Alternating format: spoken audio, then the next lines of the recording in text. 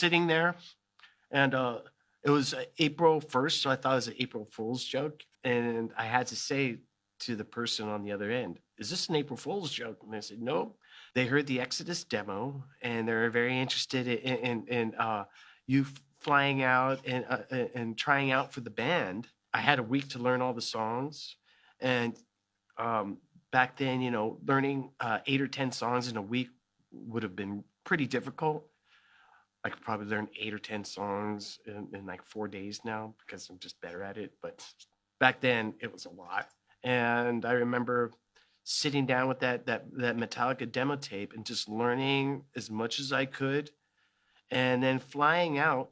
And I remember when I arrived to New York City, and I arrived to the rehearsal spot in Jamaica, Queens, at the Music Building, and literally it was like 20 degrees outside, and it was snowing, and that was a bit of a shock for me because I'd never left California at that point. I remember getting there, and it was like early evening, and those guys were just getting up.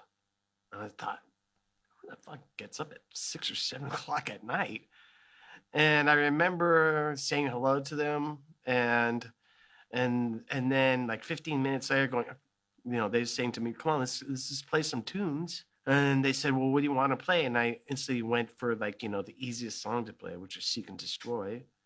And I remember playing "Seek and Destroy" with them, and I couldn't understand why Lars and James kept on looking at each other and smiling. And I thought, wow, they must really enjoy this song, or maybe there's something else going on that I don't know about.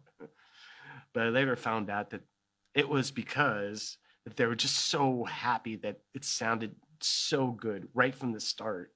I just started playing shows with them, and then next thing you know, I'm in the studio with them and recording Kill 'Em All. And so I thought, well, I must be in the band if I'm recording an album with them now, because they never sat me down and said, "You're officially in the band."